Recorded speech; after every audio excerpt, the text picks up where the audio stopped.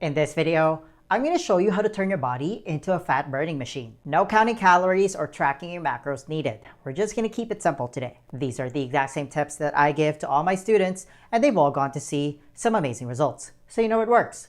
Before I get started, don't forget to give this video a like, subscribe to my channel, and hit the bell to get notified every time I post a new video every week. It really helps support my channel. All right, let's get into it.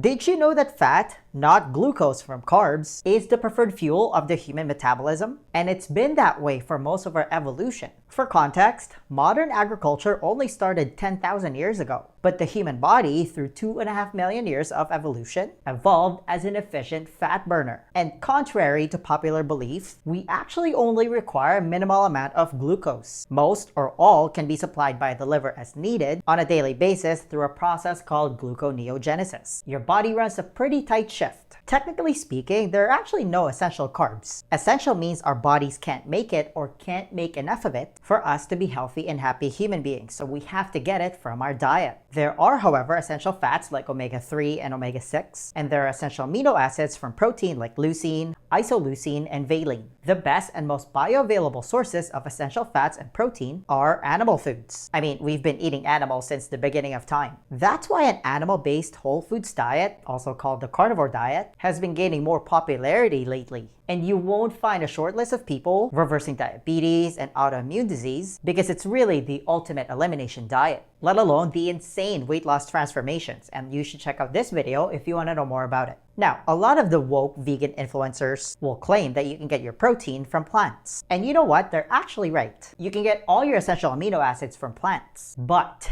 the amount of plants you need to eat in order to get enough protein to optimize body composition is metabolically devastating, and that often just gets swept under the fridge because not all protein is created equal. For example, you need to eat a mind-blowing 6 cups of quinoa, which contains all 9 essential amino acids, to get the minimum of 30 grams of protein to trigger muscle protein synthesis. And that's just for one meal. Or you'd need to eat at least 8 slices of Ezekiel bread to get those 30 grams, which again is just metabolically devastating. It's catastrophic to your insulin levels eating that much carbs. And I have talked about the importance of moderating insulin ad nauseum on my channel. You just don't want to have a massive insulin spike from your meals. Unfortunately, we've done the opposite. We've become a carb-dependent society, or as I like to call it, carbivores, which is literally the definition of metabolic inflexibility. And this carb dependency has driven us to experience a laundry list of metabolic problems. The excess glucose from carb intake, especially from processed carbs and sugar, has been the main driver in obesity and in many disease processes like diabetes and stroke. Some experts even now use the name diabesity, but the catch-all term for this is metabolic syndrome, because out of all 3 macronutrients, carbs, especially refined carbs and sugar, is found to be the most insulinogenic. Insulinogenic means it's fattening. That's why insulin is widely regarded to be the master hormone, because it's a hormone that controls our body weight. Here's the disconnect. In the US, for example, 1 in 2 Americans has pre-diabetes or type 2 diabetes. 75% of adults are either overweight or obese. And of those with pre-diabetes, 84% of them don't know they have it. Childhood obesity is also at an all-time high. And according to this study, 88% of American adults are metabolically unhealthy. That's almost 9 out of every 10. So it follows logically that if you can limit your carbs to under 150 grams a day, and ideally under 100 from whole foods like nuts, vegetables, and some seasonal fruit, and make up the difference with delicious fats and protein like cheese and meat, you can literally reprogram your genes back to the original factory setting that you had at birth. And you can do this in as little as 21 days. You just have to send the right signal to your genes to become metabolically flexible again. Because the human body is really smart. It knows what to do. And you actually need to eat some fat, healthy fats, to kickstart this process. It takes fat to burn fat. Who knew? And you want to start this process by using the concept of addition by subtraction, because what you stop eating has far more impact to your health than what you start eating. First, you want to eliminate grains, sugar, industrial seed oils, and any attachment you might have regarding those foods. Industrial seed oils might be the most insidious one because at least with carbs and sugar, your body can burn it off. Industrial seed oils does nothing but harm to your body. And I'm going to break this down in further detail in just a second. But if you can get rid of those big three and naturally limit your carb intake to vegetables, root tubers, and a few seasonal fruits, you'll almost inevitably land under 150 grams of carbs a day or even less. For context, the average North American consumes a mind-bending 500 to 600 grams of highly processed, insulinogenic carbs every day, and with as much as 70% of their calories coming from the big three. And again, insulinogenic means it's fattening. We eat way too much and way too often of the wrong kind of food. So you'll want to fill your plate up with colorful vegetables because they're naturally low in carbs and high in antioxidants. Things like broccoli, cauliflower, Brussels sprouts, mushrooms, and sweet potatoes. Get creative. It should fill up the bulk of your plate. Green leafy vegetables especially are basically free calories. If you don't enjoy vegetables, I'd argue that you just don't know how to prepare them properly. The secret, I'd say, is adding butter. Roasted vegetables with butter is absolutely delicious. I've also never met anyone who didn't enjoy homemade sweet potato chips. Next, you want to eat at least a palm-sized serving of animal protein for every meal. That should cover the minimum of 30 grams to trigger muscle protein synthesis. You can eat fish, fowl, beef, lamb, pork. You can even eat bugs if you want. High quality salmon, if you can get access to it, is one of your best choices for meat because it's naturally high in anti-inflammatory omega-3 fatty acids. You can also go for grass-fed and grass-finished meat or other cold water oily fish like sardines, anchovies, and mackerel. They're also a little bit cheaper. Eggs from happy nesting pastured chickens also fit the bill.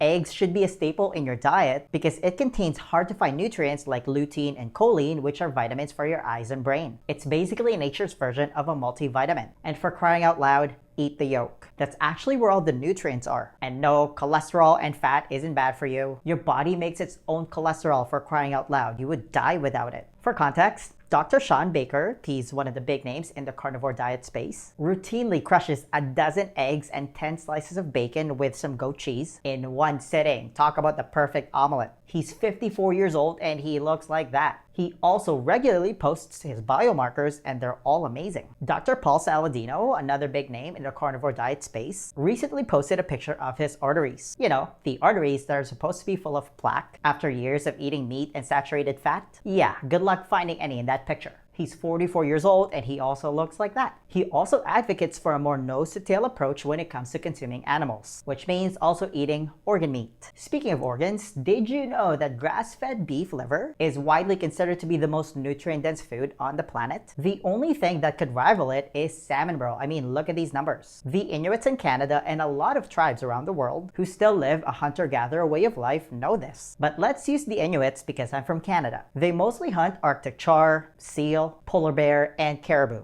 After a successful hunt, they actually prefer to eat the fatty cuts of meat as well as organs because it's nutrient and calorically dense. And they would actually give the lean cuts of meat to the dogs. This is kind of a graphic example and I'm not going to show you a video, but when predators like foxes invade a chicken coop, they also always go for the organs. And because they're still not popular, especially in North America, organ meat is dirt cheap at grocery stores. I gotta be honest, I used to find the taste of beef liver absolutely revolting, but now I actually really like it. My point is, don't believe some woke Instagram influencer trying to convince you to go plant-based because optimal health is impossible without animal foods. And as always, there are levels. If you can't afford grass-fed and grass-finished beef and pastured eggs, that's fine. It's not a big deal. Just buy the highest quality meat you can afford. It'll still put you in a completely different level when it comes to your health. And then you want to replace the cheap, unhealthy cooking oil you've most likely been using with healthy fats like coconut oil, avocado oil, macadamia nut oil, butter, or ghee. Heck, even bacon grease works. Making this switch might be the most important dietary changes you can make because industrial seed oils like canola, corn, safflower, soybean, and rapeseed oil are very high in polyunsaturated fatty acids, which promote inflammation and the accumulation of toxins in body fat. Because they're highly unstable, especially when heated at high temperatures, basically the human body is not made to consume them. Contrary to what we've been told, industrial seed oils are not heart healthy or otherwise beneficial for our bodies and brain. Whatever sign they put on the label literally means nothing.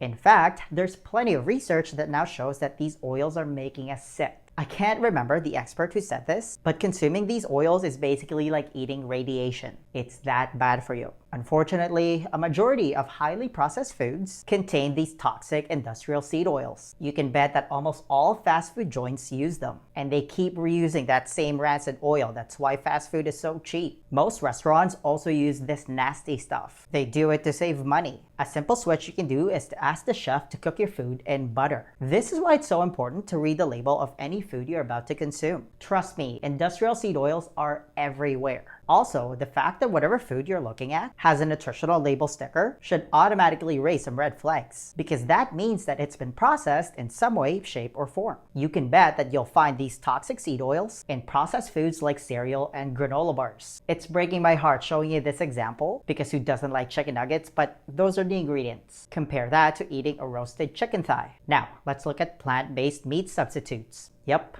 we're back here. Beyond Meat has a whopping 18 ingredients. Unsurprisingly, 2 of the ingredients are expeller pressed canola oil and sunflower oil, while a normal burger patty only has 1 ingredient: beef. Which one do you think is healthier? And I get it, it's very emotional for some people to eat animals. And I take this stuff very serious. I know it seems like I'm always picking on vegans. But put all emotions aside, if you actually bother to look at real science, there are no randomized controlled clinical trials that shows that a plant-based diet is better for health. It's not better for the environment. None of those are true. Monocrop agriculture kills thousands of small animals. It's still death on a plate when you eat an avocado. You just don't see the blood. Also, did you know that regenerative beef agriculture is actually carbon negative? Because cow poop rehabilitates the topsoil. It gives back to the environment. Regardless of your stance on this, just don't base your facts from watching Netflix documentaries. The golden rule is you want to eat single ingredient, mostly unprocessed,